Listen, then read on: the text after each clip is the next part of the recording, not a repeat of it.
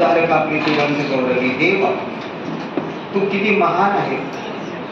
तुझं कौतुक करावं तितकं कमी आहे. मनुष्य हा कमी पडतो. तुझं गुणगान काय खूप मोठा आहे. आणि म्हणून आम्ही तुझ्या पायावर नतमस्तक होऊन तुला साक्षांत दंडवत घालून तुझ्या अभिवादन करतो. तुला कवटाळतो. देवा, मला तू सोडू नकोस, माझ्यापासून दूर जाऊ नको. हे जग फार खराब आहे. कधी मला संपवतील हे जग मला सांगता येणार नाही. मोहनात जखडलेलं जग आहे. अशांततेने घट्ट पिळून निघालेलं हे जग आहे.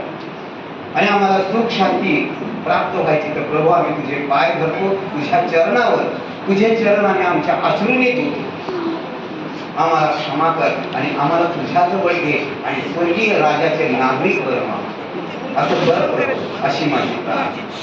प्रिय प्रभुराया, जे जे या कीर्तनाचे सहभागी झाले, साक्षीदार झाले, इथं उपस्थित झाले, अशा सगळ्यांना प्रभुराया स्वर्गीय आशीर्वादाने परिपूर्ण कर. त्यांना स्पर्श कर. इथं आले रिकामे,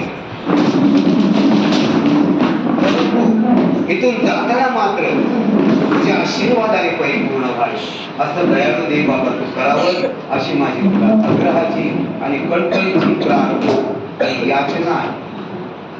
सगळ्यांना सुखरूपानं आपापल्या घरी जाताना देखील सगळ्यांसोबत तू राहा. प्रत्येकाला आपापल्या घरी सुखरूपपणे घेऊन जा.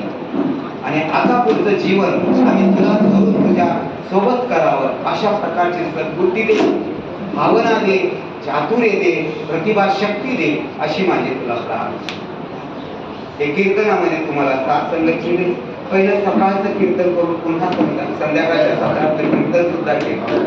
आणि ताकद तुम्हाला दे.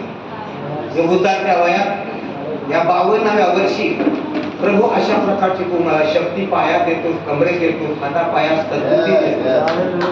किती महान देव आहे प्रभू आहे. तरीही माझा उपयोग करून घेतो आणि तुझे उपकार आणि आभार मानतो. आज ही सर्व मंडळी मी तुझ्या पवित्र मजबूत पराक्रमी हातात देतो. प्रभू या सर्वांचा स्वीकार कर. सगळ्यांना आशीर्वादाने परिपूर्ण कर. रिकामं कुणालाही पाठवू नको अशी तुला आग्रहाची प्रार्थना.